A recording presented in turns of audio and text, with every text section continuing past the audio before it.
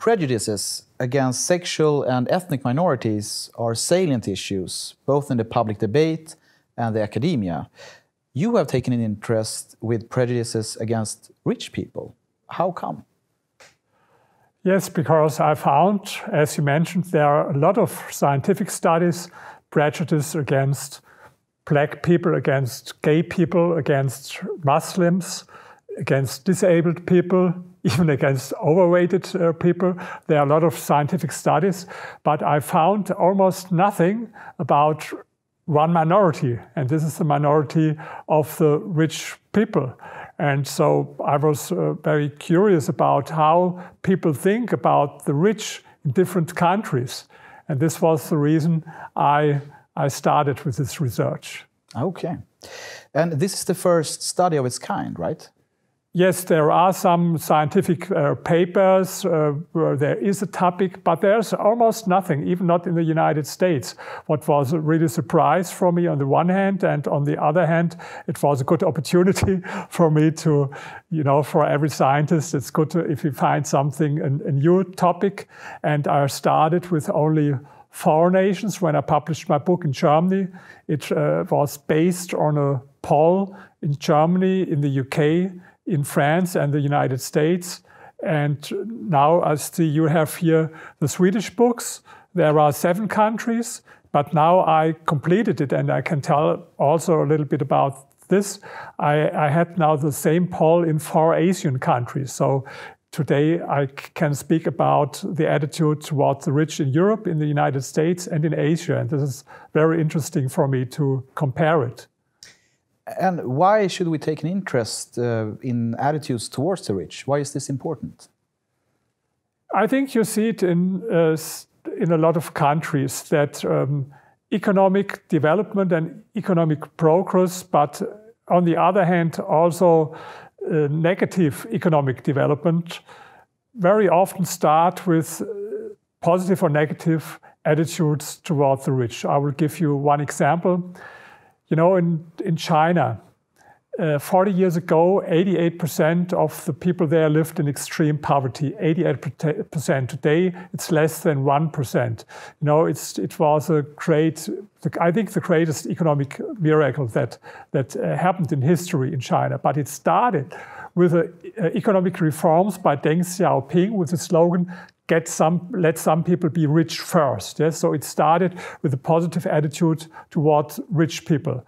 And I think you had in Sweden in the 70s and in the 80s a negative economic development with a lot of problems. And it started with negative attitude towards rich people. I read about it that even some people like the IKEA founder, Kamprad, left the country. And I think this was not good for Sweden. And so I think it's not only a question of fairness against this one group, but it's also important for the rest of the society. Because don't forget, in most cases, rich people are entrepreneurs in most cases. And if you have a negative attitude toward rich people or a positive attitude, it has something to do whether you have a positive or negative attitude towards entrepreneurship. Your study looks at 7 different countries, as you mentioned, and its population's attitudes towards rich people. The United States, Great Britain, France, Germany, Italy, Spain, and Sweden. Could you tell us something about the conclusions? Yes. So we had a lot of questions, polls in every country, a lot of questions. But to make a long story short, in the end, we calculated something that we called the social envy coefficient. This is one number to compare different countries. So you can see this is one possibility to see whether people are more or less envious in a country. And I don't know whether it's possible to show it here, whether people see it. I have here the social envy coefficient for a lot of countries. You mentioned the 7 countries, but in the meantime, we had the same poll in 4 Asian countries. And so I can give you the result that people in France were the most envious people. We had the social envy coefficient 1.26. The higher the number is, the more envious are the people. And on the other hand is Japan with 0.25. You see, there's a big difference. So that means people in France are most envious, and in Japan, from these 11 countries, less envious. And then Sweden is only 0.44. What is good, it's similar to, for example, United States, UK, or Vietnam. So Sweden is not so high as it comes to social envy. For example, we in Germany, we have 0.97, so people in Germany are much more envious than you are here in Sweden. You touched upon it earlier, but why do you think that Swedes are less envious than French people and German people? Part of it has something to do with culture, but maybe it's experience. Maybe people in Sweden are a little bit like vaccinated against being too much envious. Of course, you have here, you know, people who are envious against the rich, but it's lower as it is in France. And maybe it has something to do with the experience in Sweden in the 70s and 80s, that you saw what is the result if you have always higher and higher taxes against rich people. And it's not only about taxes, it's also about respect for wealthy people, you know, that every other minority tells you that you should speak with respect about them. And, you know, people are very sensitive and even sometimes hypersensitive if it is about how you speak about other minorities. But about rich people, it's allowed to say in every talk show, and so you can see everyone, I don't know how it is here in Sweden, but in Germany it's this way, to say all very bad and even aggressive things against rich people, and no one will say anything against it.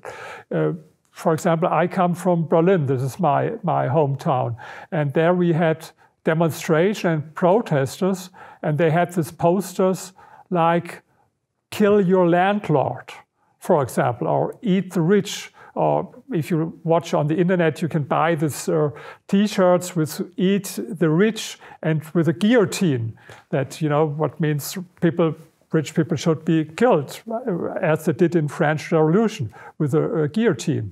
And what's the reason why in some countries they are more and in other countries less envious? I think in Sweden, maybe it's only an assumption from me. People made the experience that if you harm rich people, in the end, you harm the whole society and not only the rich. For example, if rich people flee your country and go to other countries, and maybe they pay then their wealth tax or income tax in other countries and not in Sweden, it's not so bad for these people. You know, rich people can judge when they don't like to live in Sweden or another country.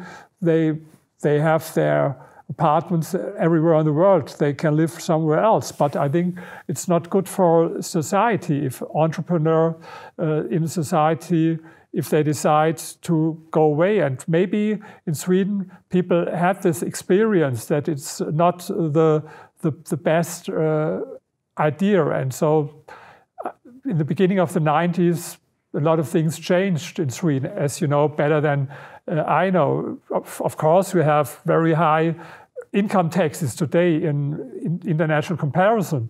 But, for example, you have no wealth tax and you have no inheritance tax. And if I give you a gift, I don't have to pay a tax for this, as you have in other countries. And I think these are very positive developments. And I think the positive development that you had in Sweden, economic development, this was a result from this from a change in the policy against rich people. And we had the same experience in Germany.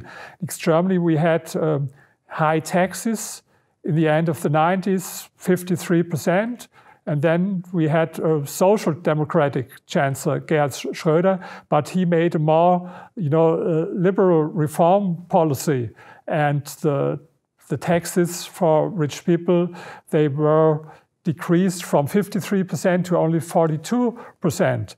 And together with other things like deregulation for the labor market and so, this reform ended in more welfare for everyone. The positive economic development in Germany started with these liberal reforms. And there are a lot of other examples in history. You know what happened in the 70s in the UK, when you had 83% taxes, and for some kinds of taxes even you had 98% at this time in the UK. And then it was an economic disaster what happened there in the 70s in Great Britain. And then we had Maggie Thatcher, and then the same story, privatization, liberalization of the labor market, and lowered the taxes for everyone, not only for rich people. I think for rich people it was from 83% to in the end something like 40%. Yes. And this was not only good for rich people, it was good for everyone. It was good for the society. Would you say that Sweden, Germany, and perhaps the UK as well are starting to forget the lessons learned from the 70s and 80s? In a way, yes, and in another way, no. Because I think it takes only some years that people forget why was it that they make this progress. Yes, you can see it in a lot of countries. It's like, I give you a comparison. Think of someone who gained fat, maybe like weighed 150 kilos, but not with muscle. I speak about fat, because he ate all the time his chocolate and his pizza and his pommes and all this stuff. And then he starts to make a diet, and he loses weight, and in the end he has maybe only 80 kilos instead of 150. And then 1 or 2 years later, he forgot why it was, and he starts, oh, why shouldn't I eat some chocolate and some pizza? I have a good body, and why not? Yes, but don't forget what was the reason why you lost the weight, because you stopped eating too much chocolates, you stopped eating all this pizza. So people forget it after a time. What were the reasons? And you can see it in a lot of countries that sometimes after years, or sometimes it takes longer or shorter, that people forget. It's the same with socialism. Think about in the 80s, end of the 80s, when everywhere in Soviet Union, East Germany, and all the socialist countries, we saw what socialism meant, and that it was a disaster for the people. And a lot of people in the world understood at this time, in the beginning of the 90s, that capitalism is better than socialism. And now, what happens is 30 years later, and I can read a lot of books and a lot of articles where people praise socialist ideas. Of course, they tell you, no, we don't want this kind of Soviet communism. We have a new idea, a better, new form of socialism. But in the end, it's the same old ideas. I give you an example from my country. You know, I come from Germany. I live in Berlin, in the capital of Germany. And you know, we had the elections, and at the same time, we had at the same times people voted in Germany about the question, not in Germany, in Berlin, whether you should expropriate big real estate companies. And 56% of people in Berlin voted for expropriation of real estate companies. This is a socialist idea, and they tried it.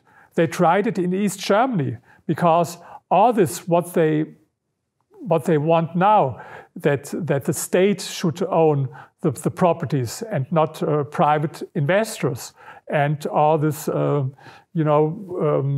restrictions for rent increase and so. They tried it all in East Germany, socialist time, and it didn't work. Of course not. it was a disaster. When socialism ended in 1989, all these buildings were in so bad shape, and two-thirds of them had no oil and no gas. They had only, with coal and so on. So it didn't work in East Germany. But now, 30 years later, people forget, like the fat man who forgot why he gained so much weight. They forget it, and they try the same again. They want to try the same again. So it's the same. I gave this a comparison with a vaccine. You know how this vaccine.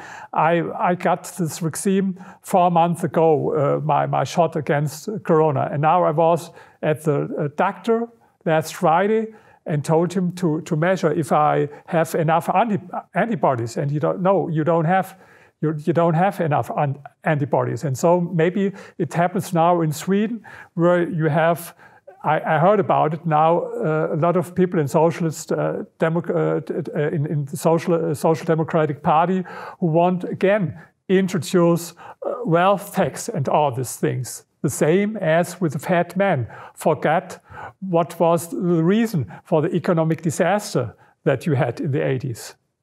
Yes, and you hear the same ideas from within the German Social Democratic Party as well, I believe. Absolutely, yes. It's you have sometimes things are worldwide, international. Think about the 80s. In the 80s, the end of the 80s and the beginning of the 90s, you had this Ronald Reagan in the United States, pro-market economy. You had, I mentioned Margaret Thatcher. Then you had these economic reforms in Sweden, some years later in Germany. And now it's all the other way around. Now we had this time when it's the comeback of socialism. I read a book some weeks ago from a philosopher, and he recommended or he supported we should try against real communism. Even he spoke about communism. And okay, not everyone speaks about communism, but I think if you look at the Democratic Party in the United States, for example, some years ago you had Bill Clinton. And you had in the UK, you had Tony Blair, and I think Bill Clinton and Tony Blair, they were more pro-market. But today you have there people like Bernie Sanders, or in the UK you had Jeremy Corbyn, not now, but in the Social Democratic Party in Germany, someone like Gerhard Schröder. I told you he made all these reforms in the beginning of the 2000s. Now people hate him in the Social Democratic Party. They are in favor of much more, leftist policy, and I think it's an international development. What happened in the 80s and 90s, and what happens today. Even in China, you see the difference. They started with economic reforms in the beginning of the 80s with Deng Xiaoping, introduced more private property and pro-market. And I think today, development in China, it's again a little bit, come back from the state, and that there are more people who believe in state economy. So it's, I think, a worldwide development, and I try to do a little thing against this. Yes. One concept that is very central in your book is the zero-sum thinking. Could you please explain that? Yes, if you speak about zero-sum thinking, of course, this is very harmful, and I can describe and tell you what it is, but I will do it in German because it's from a German poet. It's from Bertolt Brecht, and it's very short. It goes this way. Armer Mann und reicher Mann standen da und sahen sich an, und der Arme sagte bleich, wär ich nicht arm, wärst du nicht reich. Maybe you can translate it for your audience. A rich man and a poor man looked at each other, and the poor man said, if you weren't rich, I would be poor. Yes, okay, exactly. That's it. But you know, this is absolutely nonsense. This zero-sum thinking. I spoke about China some minutes ago, and I come back to China because it's the best example to show why it's absolutely crazy. This zero-sum thinking, that some people are only rich because other people are poor. These zero-sum thinkers, they believe that someone can only be rich because it takes away something from the poor. And then I asked them, how would you interpret what happened in China from 1980 till today? I mentioned this, 1981 in China, 88% lived in extreme poverty. Today it's less than 1%, from 88% to less than 1%, because they introduced private property and free market. At the same time, the number of millionaires and billionaires increased. Today, you have so many billionaires in China as in no other country in the world except United States, where some more. But even now, I read this some month ago, in Beijing, you have more billionaires than in New York, the first time in history. So, and how would you explain, if you believe in zero-sum thinking, how this could happen in China? At the same time, the number of poor people decreased and the number of rich people increased. This wouldn't be possible if zero-sum thinking is right, and it's wrong, because I tell you, these are only two sides of the same coin. Some people grow rich, and why? Most people become rich as entrepreneurs. And when they become entrepreneurs, and when they become rich only for one reason, because they have products that are useful for a lot of consumers. And then new working places are created, new products and so on. And this is not only good for the people who grow rich, but this is good also for the poor people. And so it's right, a lot of people believe in the zero-sum thinking, but it's absolutely nonsense. One thing that struck me as especially interesting in your book is that younger people in the United States seem to have a lot more negative attitudes towards rich people than the older generations, whereas it's the exact opposite relationship in many of the European countries that you have researched. Why is that? Yes, absolutely. This is correct. First of all, it's correct then that in America, United States, the older people, I mean, in my age, older than 60, I'm 64, are much more positive toward rich people than younger people. If we speak about younger people, we speak about people younger than 30 years old, between 18 and 30 or 16 and 30 people in our poll. And I think the older people in the United States are this way how we think about Americans in general. Critical against the state, pro-capitalist, positive toward rich people. This is how we think about Americans. But something changed. But I have to add something. It is correct that younger people in the United States are much more negative, or I should better say, are much less positive toward rich people than the older ones. But that doesn't mean that most of them are very negative towards the rich. They are not. They are more negative than the older ones, but if you compare it with other countries, this is not the case. On the other hand, if we speak about Europe, it's correct in most European countries, younger people are a little bit more positive than older people, but the difference is not so big as it is in the United States. There's only one country where we have really a big difference, and this is Italy. And in Italy, it's exactly the other way around than it is in the United States. Young people are very positive towards the rich, and the older one are negative. There are a lot of things why to explain it. I'm waiting for some more maybe explanations for people who are more familiar, for example, with developments in Italy than I am. But we had a very strong communist party in the 70s and in the 80s in Italy, one of the biggest parties in Italy. And I think the people who are older now, when they were younger and when their political views were formed, I think there was a very strong leftist movement in Italy, and even with the party today, you don't have any longer this big communist party. I don't know whether maybe they have one, but only a very small one. So there are some changes, but I want to add one thing that is very important, and maybe that I can tell for your audience what you can't find in the book. I will recommend the book to everyone, but after I finished the book, I didn't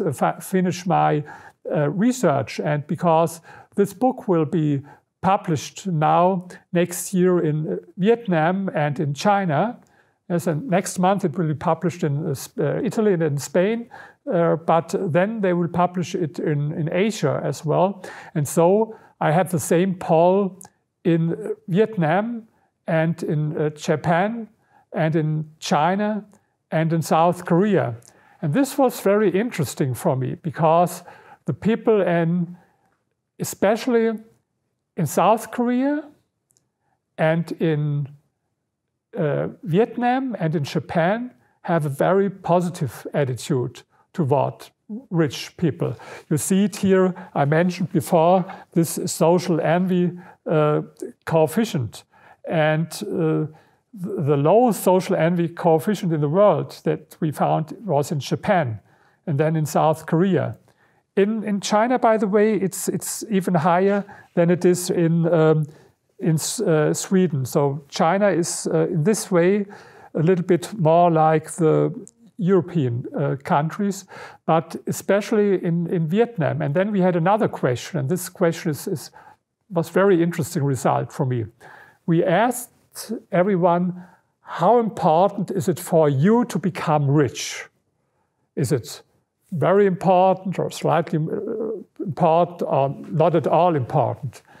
And in most countries, European countries, in the United States, it was something like 30% of the people said that it's very important or important for them to become rich. Maybe not everyone told us the truth, but because I think there are so many people playing the lottery, and I think everyone who plays the lottery doesn't play it only to win maybe 10 euro or something like that, but maybe to have 1 million. But okay, the answer was in most countries like 30%. On average in Europe and the United States, it was 28% of the people who said that they want to be rich. Then in the 4 Asian countries, on average it was 58%. It was 43% in Japan, it was 50% in China, it was 58% in South Korea, and it was 73% in Vietnam. Yes, that people said that they want to grow rich.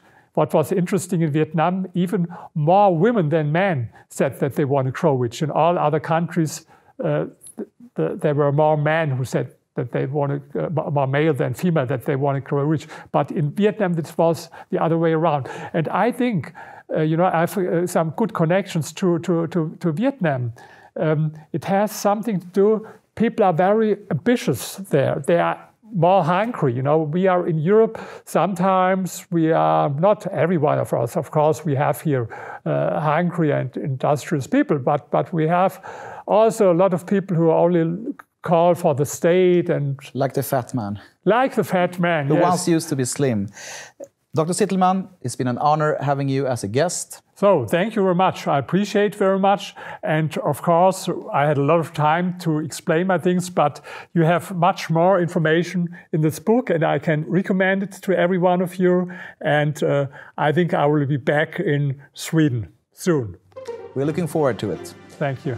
Och stort tack för att ni har tittat.